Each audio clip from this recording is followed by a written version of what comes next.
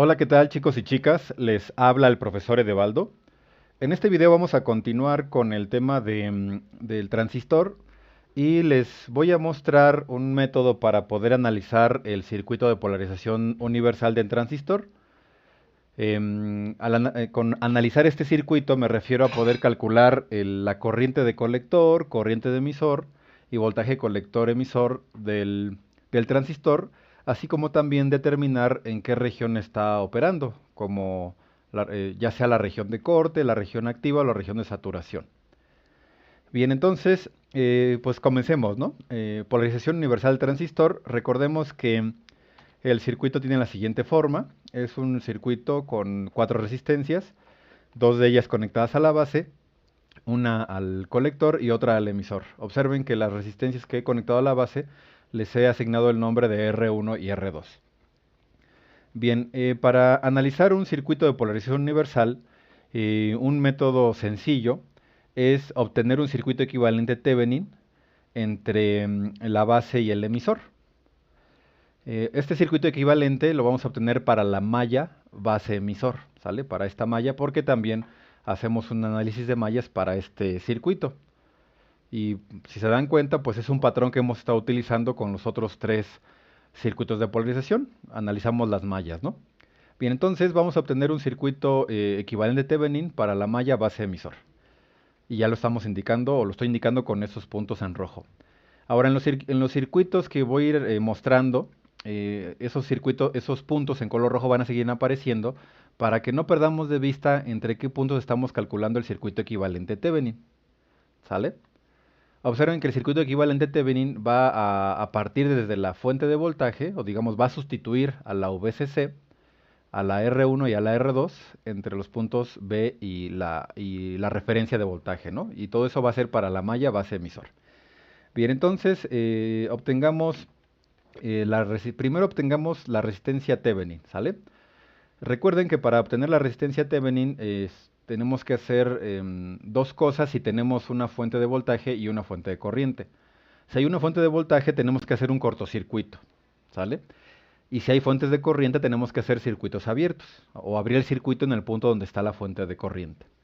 Bien, en este caso no hay fuentes de corriente, solamente fuentes de voltaje y por lo tanto vean que para este tercer diagrama ya no aparece la fuente de alimentación, que sería la VCC, porque bueno, la he sustituido por un cortocircuito. Ahora, ¿qué implicaciones tiene haber sustituido la fuente por un cortocircuito? Pues que el circuito ya no tiene alimentación, y si el circuito no tiene alimentación, entonces el transistor estará abierto, y lo podemos representar como un circuito abierto. De esta forma, uno de los puntos en rojo que delimitan el circuito equivalente, que van a delimitar al circuito equivalente Thevenin, pues queda flotando y el otro pues permanece en la referencia.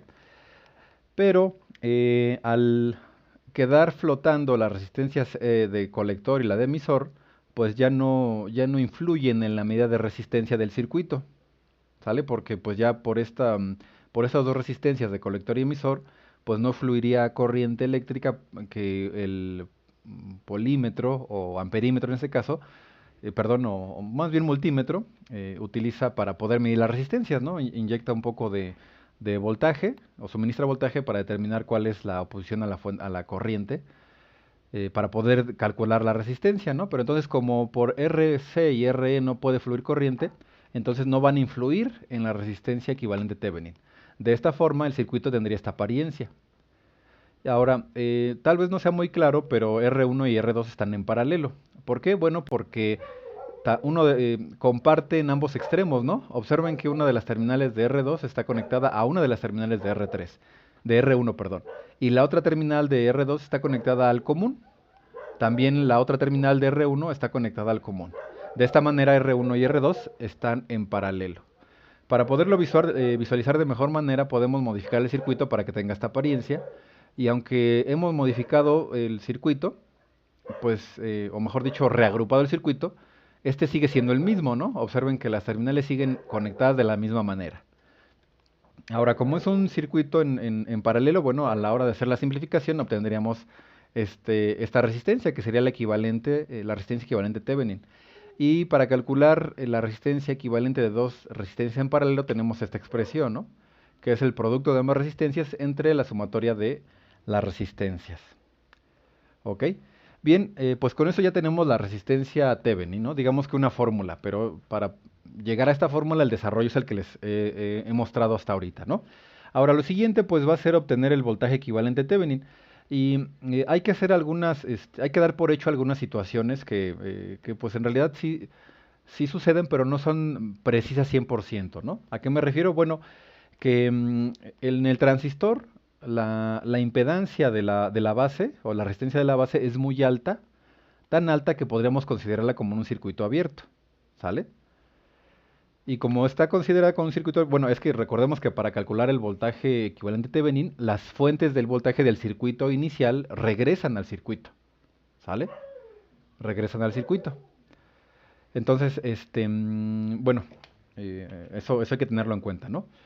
Ahora, regresando a la parte del cálculo de voltaje Thevenin. Bien, aquí les pongo la fórmula, que es, si se dan cuenta, es un divisor de voltaje y lo que tenemos es el producto de la fuente de alimentación del circuito por la resistencia 2 entre la suma de las resistencias. Y bueno, vamos a ver el circuito, a este que está aquí.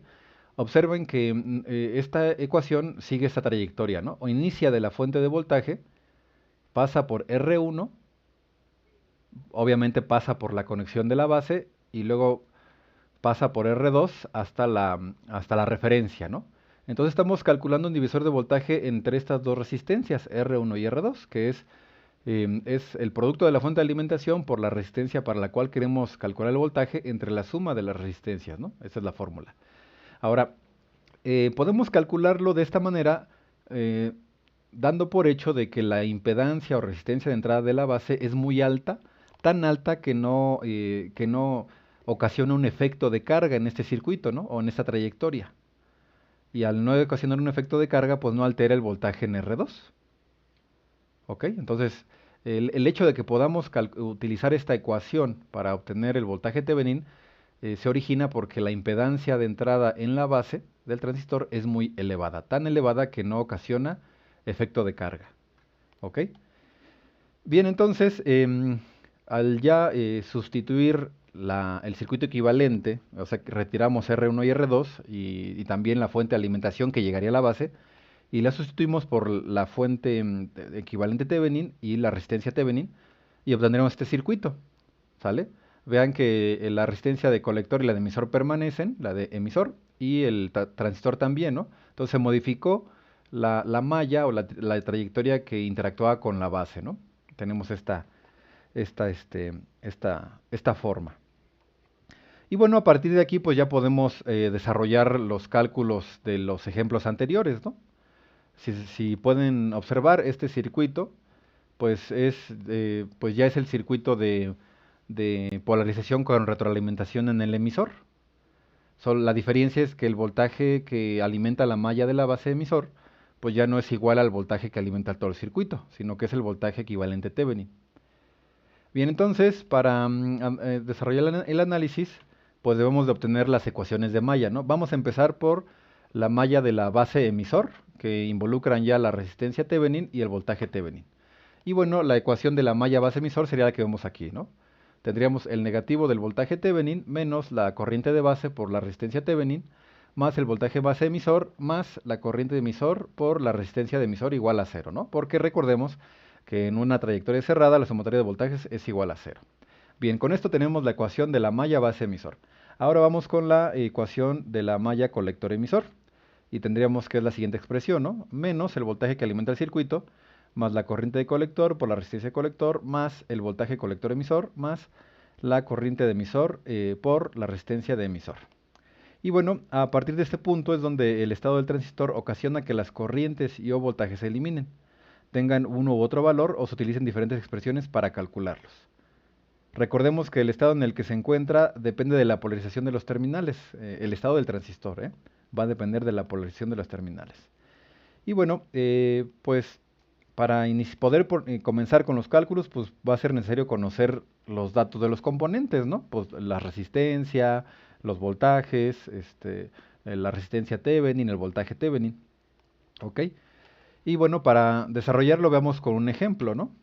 Bien, determinar el punto de operación y la recta de carga, que son dos cálculos independientes. El punto de operación lo podemos, ambos, ¿no? O sea, con la recta de carga también obtenemos el punto de operación. Pero vamos a empezar primero con el método analítico, ¿no? O con los pasos para obtenerlo de forma analítica y ya después les muestro pues lo de la recta de carga, ¿no? Que ya lo hemos hecho con, o se los he mostrado en los circuitos anteriores, ¿no? Bien, entonces vamos a determinar por una parte el punto de operación de forma analítica y una vez que lo obtengamos, lo obtenemos, lo volveremos a obtener, pero ahora de forma gráfica, ¿no? Y aquí está el circuito, ¿no? Tenemos un circuito de polarización universal que es alimentado con 15 volts y podemos ver los valores de las cuatro resistencias, así como la ganancia del transistor. Y bueno, podemos empezar con el análisis, ¿no? Pues, bueno, eh, recordemos que hay que suponer el estado del transistor, ¿no? Entonces, en este caso voy a suponer que está en la región activa y para esta región la situación es que, bueno, perdón, me estaba adelantando. Vamos con los cálculos de la resistencia Thevenin y la voltaje Thevenin, ¿no? Vean que en este caso la resistencia Thevenin sería de 3.300, bueno, 3.3333 kilo ohms y el voltaje Thevenin sería de 5 volts, ¿sale? Pueden hacer los cálculos, por favor, para que los verifiquen. Bien, entonces, al obtener estos valores, el circuito equivalente tendría esta forma. Y bueno, aquí no puse los 15 volts en el VCC, pero en el VCC estarían los 15 volts. Y bueno, ya con ese circuito pues, podemos utilizar las ecuaciones de Maya, pero ahora sí, lo que les iba a decir antes de que empezara a colocar las ecuaciones de Thevenin, de resistencia Thevenin y voltaje Thevenin, era la situación en la que se encuentra el transistor, ¿no? Recordemos que hay tres situaciones: corte, región activa o saturación, ¿no? Entonces, suponiendo que está en la región activa, estas son las condiciones, ¿no? La corriente en el colector es igual a la ganancia del transistor por la corriente de base. El voltaje entre el base y emisor es aproximadamente 0.7 volts y ese es el valor que usamos para los cálculos. Y además, el voltaje entre el colector y emisor puede estar en un rango entre los 0 volts y el voltaje que alimenta al circuito. Entonces, utilizando ya los datos del circuito en la ecuación de la malla base emisor, pues tendríamos los siguientes valores, ¿no? Menos 5 volts, más la corriente de base por la resistencia Thevenin, más el voltaje base emisor, más la corriente de emisor por la resistencia de emisor. Y bueno, observen que en esta ecuación tenemos dos incógnitas, que es la corriente de base y la corriente de emisor, pero ya tanto en clase como en el video anterior les mostré cómo podemos sustituir la corriente de emisor en términos de la corriente de base, ¿no? Que es a través de estas ecuaciones, ¿no? Sabemos que la corriente de emisor es igual a la suma de la corriente de base más la corriente de colector, y que como el transistor está operando en la región activa, pues la corriente de colector es igual a la ganancia del transistor por la corriente de base. De esta forma, la corriente de emisor tiene la expresión o es mejor dicho, es igual a la suma de la corriente de base más la ganancia del transistor por la corriente de base. Y de aquí podemos factorizar la corriente de base para obtener una expresión de la corriente de emisor en función de la corriente de base. Y esta expresión es la que utilizamos para sustituir en la ecuación de la malla base emisor. De manera que ahora solo tenemos una ecuación y una incógnita, ¿sale? Bien, y ya que tenemos una ecuación y una incógnita, podemos calcular mediante despejes el valor de la corriente de base. Y podemos llegar a la conclusión de que la corriente de base es de 12.815 microamperes. 12.815 microamperes. Por favor, vayan verificando los cálculos, ¿sale? También por si les sale algo que no es, pues verificar qué pasó, ¿no? Si se equivocaron ustedes o yo. Aunque bueno, yo los hice varias veces, así que espero no haberme equivocado, pero pues uno nunca termina de aprender, ¿no? Entonces, por favor, verifíquenlos, que esos son los cálculos. Bien, entonces, ya tenemos la corriente de base con la ecuación de la malla base emisor, ¿no? Ahora vamos a obtener la corriente de colector y emisor. Bueno, antes de continuar, si ya tenemos la corriente de base, obviamente podemos calcular la corriente de colector y la corriente de emisor, ¿sale? Entonces, digamos que eso ya está intrínseco, ¿no? Los podemos calcular. Y pues de hecho sí lo vamos a calcular, pero por lo pronto nos podemos quedar aquí. Ahora lo siguiente es entonces sí calcular el voltaje colector emisor. Y eso lo hacíamos con la malla de colector emisor, ¿no? Entonces retomo la ecuación de la malla colector-emisor y sustituyo los datos que necesitamos, ¿no? Entonces la corriente de colector, pues ya que tenemos la corriente de base y la ganancia del transistor, tenemos que es de 1.923 miliamperes. Y la corriente de emisor, pues también la podemos calcular, ¿no? Como recuerden que es la ganancia de 150 más 1, aquí está, ¿no? La ecuación. La ganancia más 1 por la corriente de base. Y tendríamos que la corriente de emisor es de 1.935 miliamperes. Vean que son prácticamente iguales, ¿sale? Y eso es porque eso es debido a que solamente se diferencian por la corriente de base, que es muy pequeña, ¿no? La corriente de colector y emisor están en el orden de los miliamperes y la de base está en el orden de los microamperes, ¿no? O sea, 1000 veces menos. Por eso es que son prácticamente iguales. De hecho, como les había comentado en la clase, este, para los cálculos no es raro poder alternar entre estas dos corrientes, ya sea usar la corriente de colector o la corriente de emisor. Sin embargo, buscando mayor precisión, pues es preferible utilizar la corriente de colector, ¿sale? Bien, entonces ya que tenemos la corriente de emisor y la corriente de colector, pues las podemos sustituir en la ecuación colector-emisor para obtener el valor del voltaje entre colector y emisor. Y aquí observen que ya estoy escribiendo parte de los valores, ¿no? Ya no estoy escribiendo el voltaje de el VCC, sino que ya estoy escribiendo los 15 volts que corresponden al valor, ¿no? Del VCC. Y al hacer los cálculos podremos obtener o podrán verificar que se obtienen 8.82 volts. Y con esto pues ya tenemos las coordenadas del punto de trabajo Q.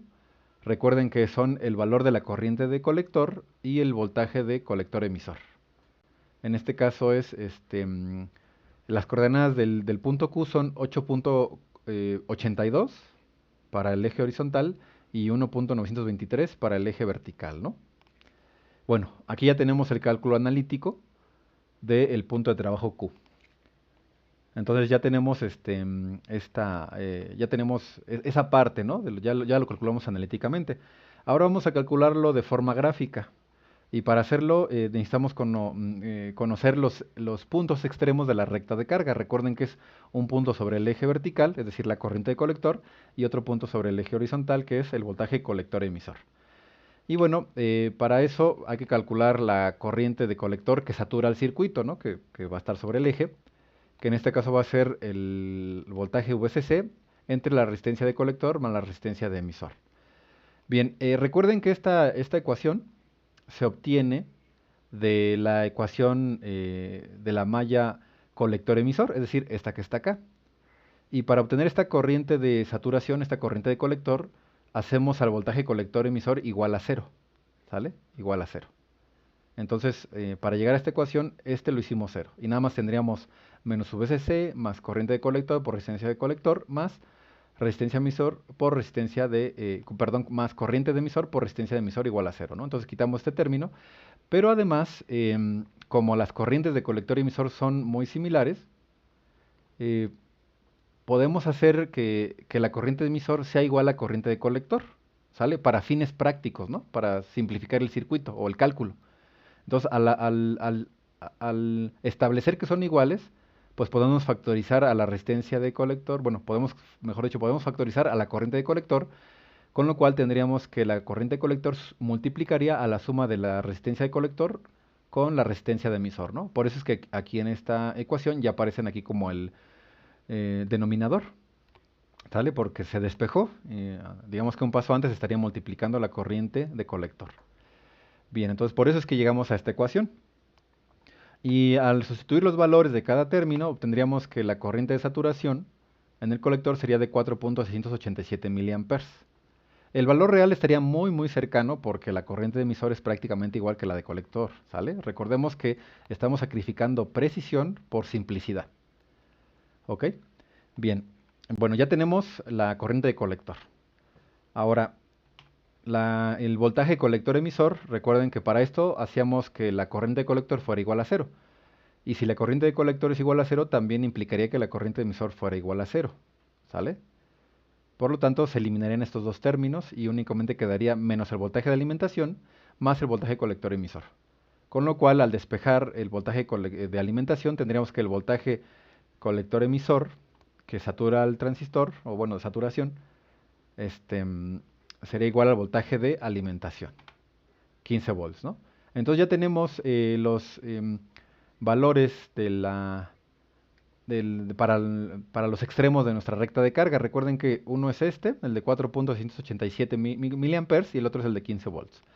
Entonces, para ello, pues necesitamos la gráfica, y aquí tengo una gráfica en la que he marcado a una escala conveniente para los datos obtenidos, ¿no? El eje horizontal, que es los valores del voltaje colector emisor, de 0 a 15, porque hasta 15 llega la alimentación, y para el eje vertical, de 0 a 5 miliamperes, ¿no? Porque, bueno, obtuvimos que la corriente de colector que satura al circuito está por ahí entre los 4 y 5 miliamperes, ¿no? Y aquí lo marcamos, ¿no? 4.687 miliamperes y el otro extremo aquí en los 15 volts. Entonces, con una regla trazamos una recta entre estos dos puntos para poder distinguir cuál sería el punto de trabajo, ¿no? Ahora, el punto de trabajo pues va a ser la intersección de esa recta con alguna de las curvas del transistor. Ahora, por ejemplo, aquí he trazado tres curvas de transistor que corresponderían a tres valores de corriente de base. Únicamente para que puedan ver que no necesariamente tenemos una sola gráfica, ¿no? Eh, para la corriente de colector, ¿no? Va a depender de la corriente de base. Ahora, ninguna de estas gráficas que puse aquí, de estas en color verde, bueno, esta es una, esta es otra, y la tercera pues es una línea vertical que ya supera la corriente de 5 miliamperes, ¿no? Por eso es que nada más vemos esta pequeña porción. Bueno, estas que coloqué, estas gráficas en verde, ninguna corresponde a la corriente de base que calculamos. Por lo tanto, no tenemos una intersección, ¿no? O sea, no va a haber ninguna intersección y no podemos conocer así de forma gráfica el punto Q. Así que nada más lo vamos a estimar. ¿Sale? Para poder obtenerla de forma gráfica, pues tendría que haber graficado, obtenido una gráfica en color verde para la corriente de base que obtuve en los cálculos, ¿no? Pero bueno, aquí lo hice a propósito para que observen que si no tenemos la gráfica correcta que corresponde a la corriente de base, pues no podemos calcular el punto Q, ¿no? Porque, bueno, para poderlo calcular, digamos que si obtenemos en el voltaje colector emisor 9 volts, pues ya podríamos coincidirlo con esta, y aquí sí podríamos obtenerlo, ¿no? Pero en los cálculos vimos que no era de 9 volts, sino que era 8.89, ¿no? Que es más o menos en esta parte, perdón, 8.82, y la corriente era de 1.93 miliamperes. Entonces vean que digamos que la gráfica de la corriente de colector, que correspondería a la corriente de base que calculamos, estaría por encima de esta que está aquí, ¿no? En color verde, esta que está aquí. Y este sería el punto de trabajo, ¿no? Nuevamente aquí pues ya lo estoy estimando porque ya conocía yo los valores analíticos, ¿no? Y porque aquí en esta gráfica no coloqué la corriente de colector, la curva que le correspondería a la corriente de base que calculamos, sino coloqué otras. Nuevamente para que puedan o conozcan que estas gráficas pues corresponden a una corriente de base particular, ¿no? Pero bueno, este sería el punto Q, ¿sale? Bien, pues así se analiza este circuito. Si se dan cuenta, pues es igual, que se analiza de la misma manera que el circuito de polarización con retroalimentación en el emisor, salvo que hay que hacer primero, obtener el circuito equivalente de Thevenin, ¿ok? Y pues bueno, estos son los cálculos. Las variaciones que se pueden obtener respecto a los valores reales van a ser muy pequeñas por, bueno, algunas suposiciones, ¿no? Una de ellas es manejar el voltaje de base emisor exactamente de 0.7 volts. Otra de ellas es considerar que la corriente de emisor es igual a la corriente de colector. Estas acciones pues simplifican mucho el cálculo, ¿no? Pero sacrifican precisión, con lo cual los resultados de los cálculos van a ser muy cercanos a los reales, no exactos, o no iguales, pero sí van a ser muy, muy cercanos. Y pues bueno, nuevamente, al igual que en los videos anteriores, les invito a que si encuentran información relevante, interesante para este tema en particular, pues la puedan compartir en clase y podamos hablar sobre ella. Por lo pronto me despido, que tengan un excelente día, hasta pronto.